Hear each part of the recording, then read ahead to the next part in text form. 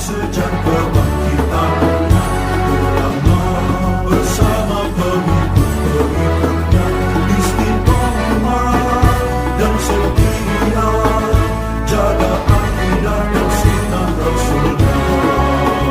Alhamdulillah segala puji baginya ulama bersama pengikut-pengikutnya istiqomah dan setia menjaga agama nusa dan bangsa.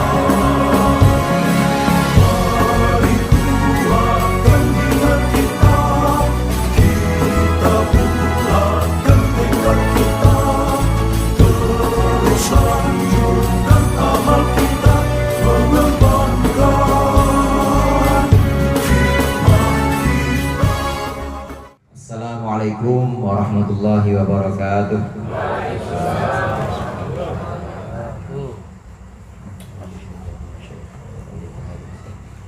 Al-Fatihah.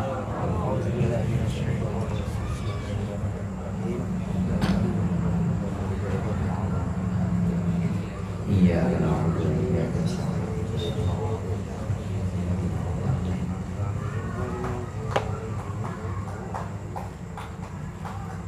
Alhamdulillahi jalla wa ala, wassalatu wassalamu ala sayyidina Muhammadin alladhi ikhtassallahu bihi fadaila wa ala alihi wa ashabihi alladhina nalu ad-darajatil ula. Amma ba'd, fa inna asdaqal hadithi kitabullah wa khairul hadi hadi Muhammadin sallallahu alaihi wasallam wa syarrul umuri muhdatsatuha wa kullu muhdatsatin bid'ah wa kullu bid'atin dhalalah. Segenap jamaah Majelis Ta'lim Al-Hidayah, bapak-bapak, ibu-ibu, para ustaz, para ustadzah, para hujjaj, hadirin hadirat sekalian yang dirahmati oleh Allah. Alhamdulillah malam hari ini kita berkumpul kembali melanjutkan pengajian rutin kita. Mudah-mudahan apa yang tadi sudah dibaca dan apa yang akan kita baca menjadi sesuatu yang bermanfaat dunia akhirat. Amin ya rabbal alamin. Untuk menghilangkan sifat ujub dan juga takabur dalam hati kita, diberikan tips oleh Imam Ghazali. Kalau kita ketemu anak kecil, maka dalam hati kita yakinilah bahwa anak ini umurnya baru sedikit, berarti dosanya sedikit. Prinsipnya itu kita harus merasa bahwa orang yang ada di hadapan kita, orang yang di luar diri kita, orang lain ini lebih mulia dibanding kita. Meskipun itu orang kafir, meskipun itu orang kafir, ini tetap kita tidak boleh kita merasa bahwa itu kita lebih mulia. Harus kita merasa bahwa kita ini lebih hina dibanding dia. Karena terkadang bapak dan ibu, terkadang itu justru yang berbahaya itu bukan orang lain, yang berbahaya itu justru nafsu kita. Kalau kita ketemu orang, kemudian kita merasa bahwa ini kita lebih mulia dibanding orang itu, justru yang berbahaya, yang membahayakan kita bukan orang yang di hadapan kita, tapi nafsu kita. Nafsu yang merasa bahwa kita lebih mulia dan curiga kepada dia, nih kayaknya dia bakal ngambil jatah gua nih, kayaknya dia bakal ngerebut posisi gua nih yang harusnya gua di sini dapat, tapi gara-gara ada dia maka bisa jadi nggak dapat. Nah yang seperti ini nafsu. Justru yang lebih berbahaya adalah nafsu, bukan orang lain. Dan karenanya kita harus pandai-pandai, harus berlatih bagaimana mencurigai hawa nafsu kita, termasuk ketika hawa nafsu kita mendorong untuk merasa lebih mulia dibanding orang lain. Pernah kita bahas kemarin, para nabi itu tidak ada sifat takabur dalam dirinya. Andai ada sifat takabur, langsung hilang mujizatnya. Nabi Sulaiman kemarin, Nabi Musa juga demikian. Nabi Musa pernah diperintahkan oleh Allah, wahai Musa, cari makhluk yang paling hina di dunia ini. Dicari oleh Nabi Musa dari satu tempat ke tempat lain, dari satu desa ke desa lain. Nabi Musa mencari sampai akhirnya ketemu. Nabi Musa bertemu dengan seekor anjing kurak tuh budik udah nggak ada bulunya, tua, udah pengen mati dah, dan ya borokan semuanya di dalam. Ya pokoknya benar-benar terlihatnya secara tampak, lahir atau sepintas. Kalau kita langsung melihat itu pasti spontan merasa jijik.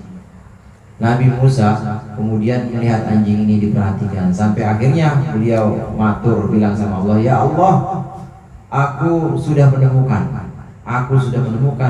makhluk yang paling hina di dunia ini. Siapa Musa? Apa itu? Aku sendiri ya Allah. Aku sendiri, kata Nabi Musa. Allah jawab, Musa, andai kau jawab makhluk yang paling hina itu anjing, aku cabut kenabian. Itu kata Allah. Ini saking dalam diri para nabi ini sudah Allah benar-benar bersihkan dari sifat takabur, adanya mukjizat, adanya derajat yang tinggi di sisi Allah. Ini tidak membuat para nabi ini merasa lebih unggul, lebih mulia dibanding yang lain. Tidak. Nah, kita berlatih sebagaimana jalannya para nabi. Kita di sini kan belajar untuk niru para nabi.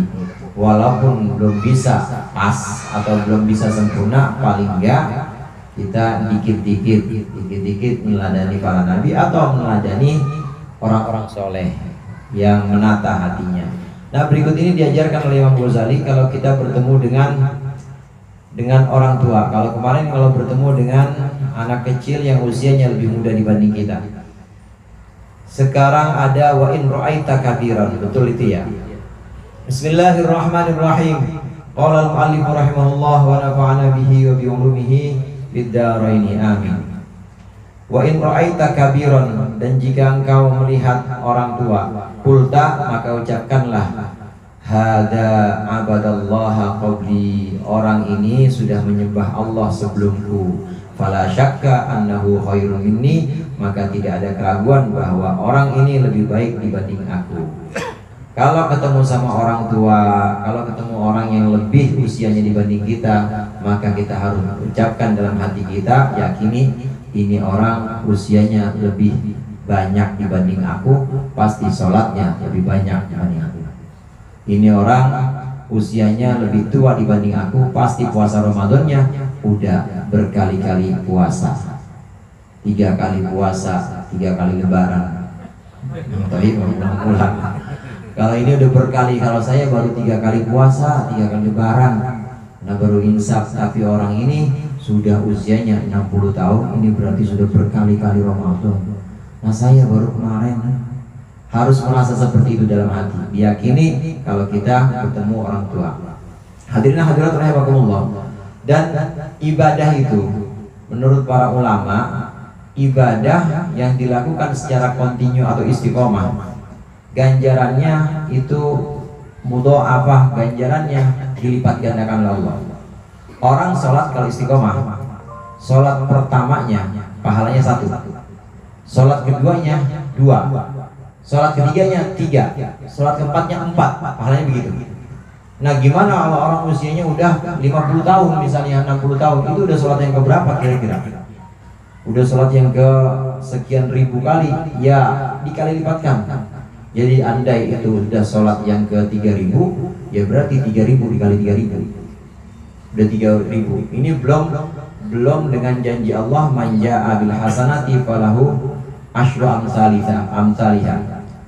Barang siapa melakukan kebaikan, itu Allah kali lipatkan 10. Jadi tadi yang 3000 sesuai dengan istiqomah kontinu, karena dia ibadahnya sudah 3000 kali, maka 3000 nilainya dikali 10, 30.000. Nah saya baru 40 tahun, saya baru 27 tahun, kayak saya baru 21, Mas Manto 21 ya?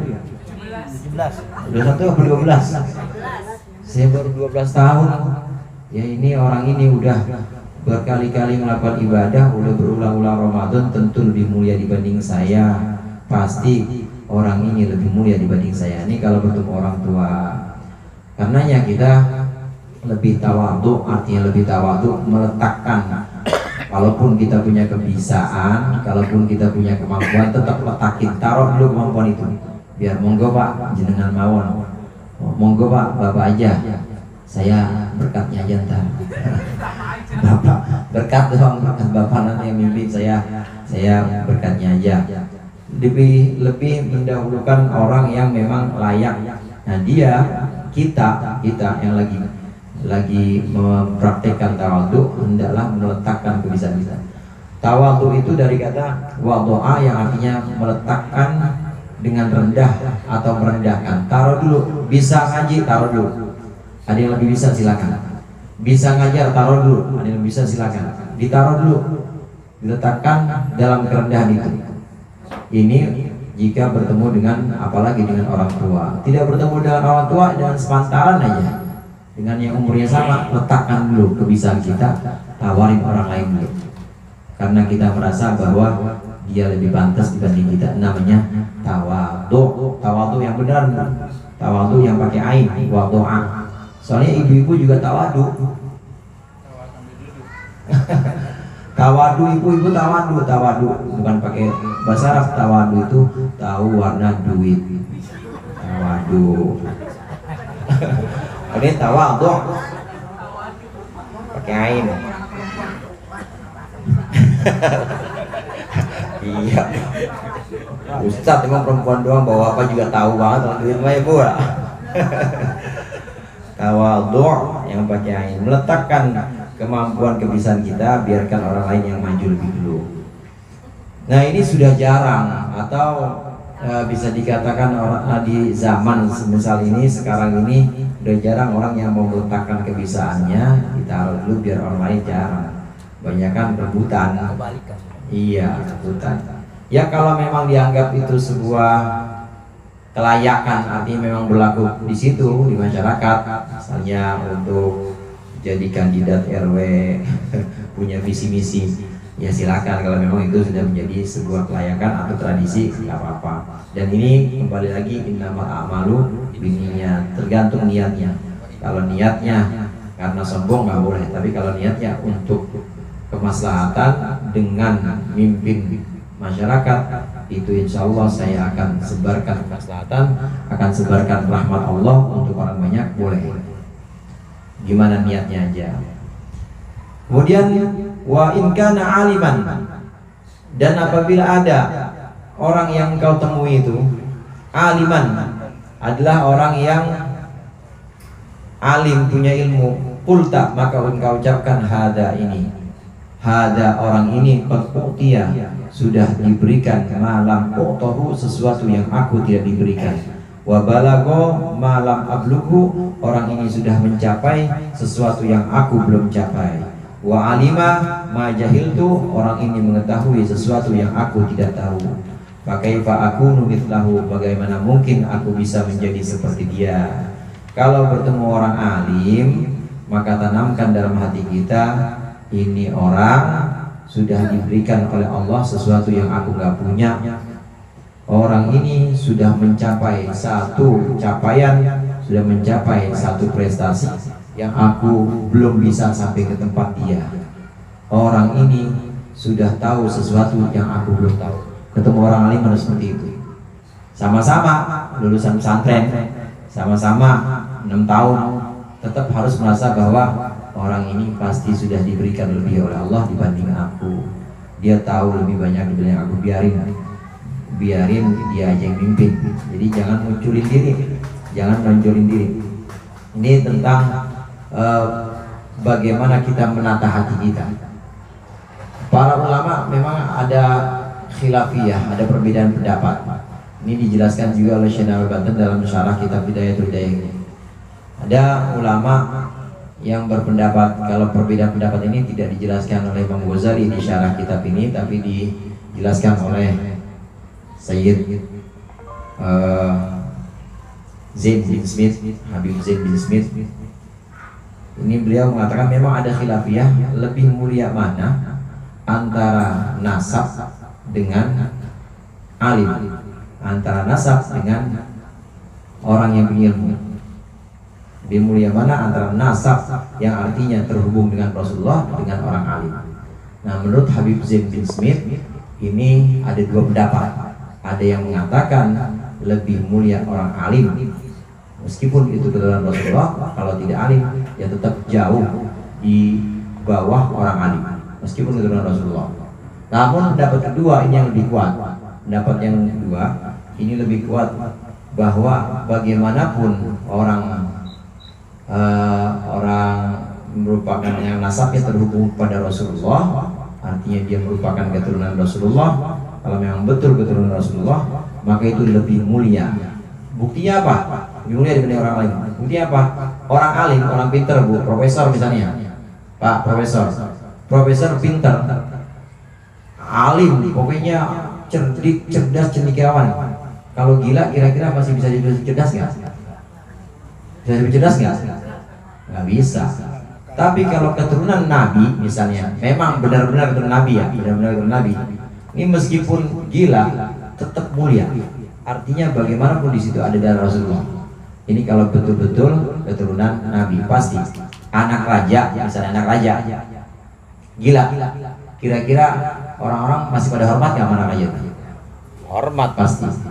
Pasti tetap hormat karena memang itu dari nasab, karena nasab lebih kuat dibanding ilmu. Ini menurut pendapat ulama yang kedua.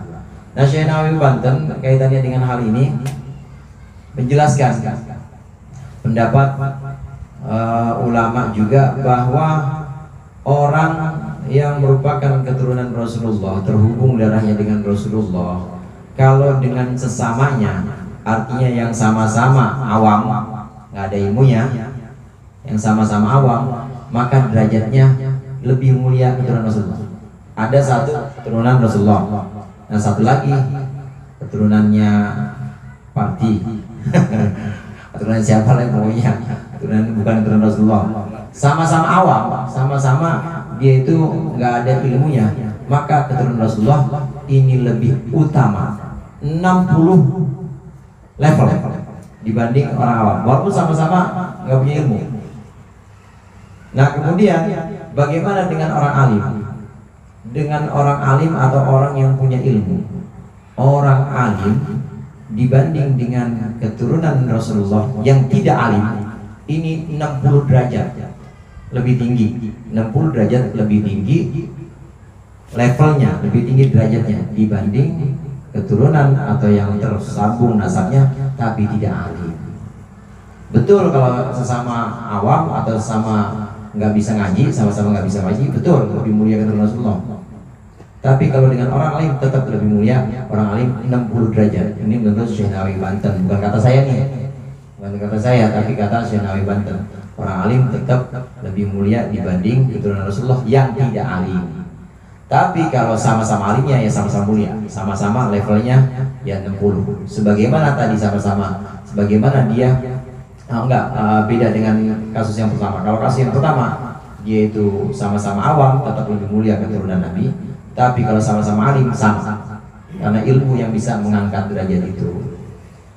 Ini penjelasan tentang kemuliaan dari sisi nasab atau dari sisi ilmu. Nah kalau kita ketemu orang yang berilmu baik itu keturunan Rasulullah maupun yang bukan keturunan Rasulullah, maka hendaklah kita tanamkan dalam hati kita, orang ini sudah Allah berikan sesuatu yang aku tidak punya. Orang ini sudah mencapai sesuatu yang aku belum sampai kepada capaiannya. Orang ini sudah diberikan sesuatu atau mengetahui sesuatu yang aku belum tahu. Harus kita tanamkan seperti itu.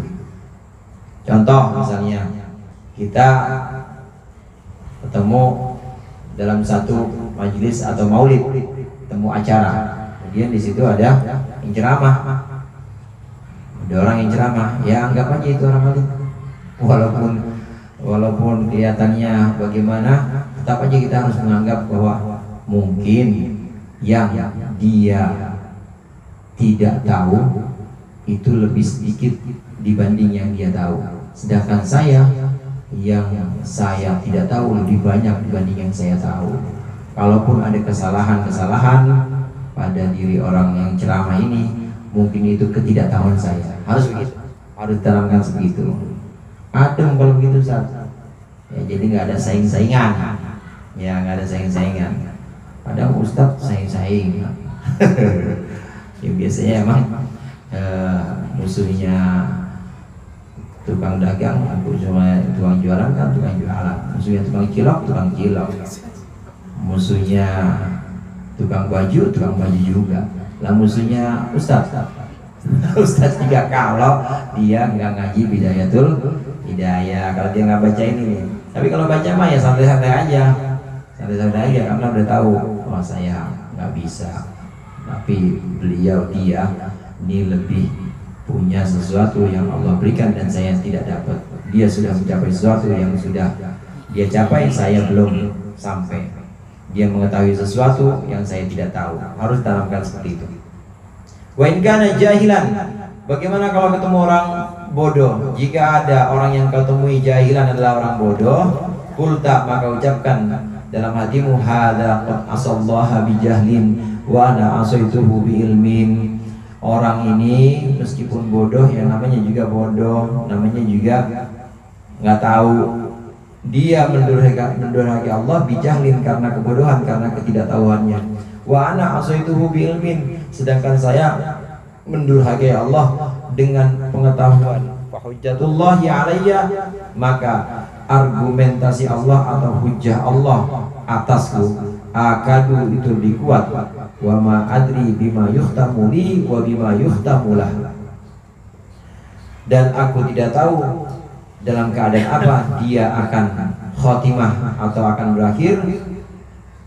Aku tidak tahu dengan keadaan apa aku akan diakhiri atau khotimahku, dan aku juga tidak tahu dia akan diakhiri seperti apa. Kalau bertemu orang bodoh yang dia belum tahu baca Quran aja belum bisa, apalagi suruh mimpin jadi imam. Kalau kita ketemu di jalanan atau ketemu dalam masyarakat orang yang bodoh seperti ini, dalam hati harus kita yakini, iya, kalau dia maksiat ya wajar aja, namanya nggak pernah ngaji. Ya kalau saya, ya Allah, saya ngaji juga, maksiat juga. Justru ini siksaan Allah, justru ini hujah atau argumentasi Allah, bukti Allah untuk memberatkanku nanti di akhirat. Ini pasti lebih berat dibanding orang ini. Orang ini mah nggak tahu, kalau nggak tahu dihapus hukum, namanya nggak tahu. Sedangkan saya tahu, ngaji juga, saya beberapa majelis taklimnya ikut. Makanya kalau ikut majelis taklim, waktunya tawakuf ya banyak juga bayaran saya. Nyumbang kemana-mana, maksudnya yang malam Sabtu dia sumbangan, malam Minggu sumbangan juga. Saya ngaji terus tapi maksiat terus, kalau kita yakini seperti itu. Saya ngaji terus tapi durhaka kepada Allah terus, ini pasti lebih berat siksanya dibanding dia. Dia mah wajar-wajar aja, nggak tahu, namanya juga nggak tahu, orang bodoh. Ini kalau kita ketemu orang bodoh harus kita yakini dalam hati bahwa orang bodoh itu mungkin akan Allah maafkan, tapi kita nggak tahu. Khawatir kita ini yang justru banyak ngajinya, tapi Allah ini nanti menjadikan ngaji kita atau ilmu kita ini sebagai bukti yang memberatkan kita. Harus diyakini seperti itu. Dan terakhir juga, kalau ketemu orang bodoh harus iya, meskipun dia bodoh, belum ngaji, belum bisa baca Al-Quran, tapi kan nggak tahu juga saya nanti pungkasannya, nanti finishnya, saya bagaimana, dia bagaimana, saya juga nggak tahu. Jangan-jangan dia finishnya malah lebih alim dibanding saya, sedangkan saya finishnya tetap segini-gini aja. Kan nggak tahu saya ujungnya. Harus diyakini seperti itu.